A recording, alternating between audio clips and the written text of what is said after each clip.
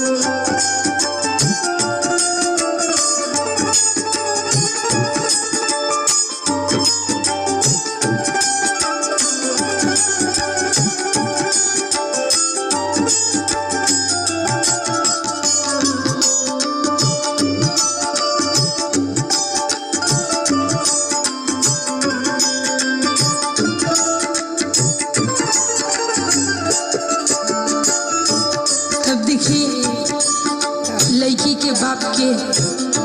कहनाम बा हरि पानावा उनकर खइनी बेटी फुलावा रखनी उधार पानावा उनकर खइनी बेटी फुलावा रखनी उधार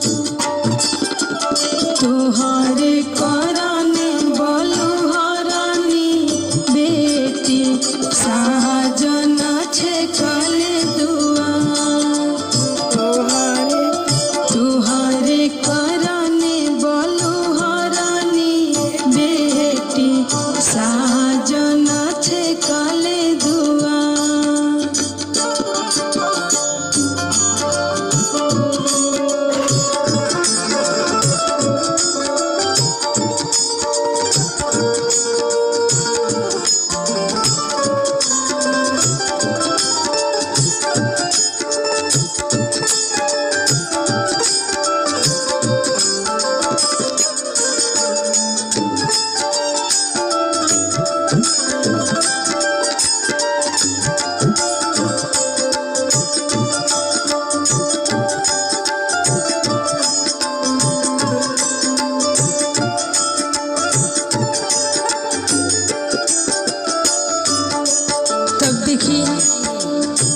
जब ये बात लड़की अपना पापा के मुँह सुनत रही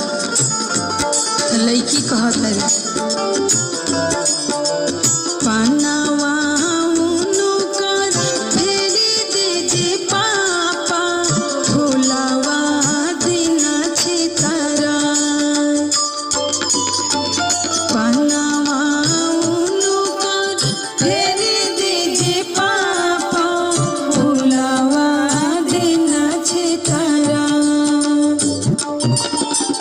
हमारा के ले पापा का से खिल जाइते साजन लौटे घरे जा हमारा के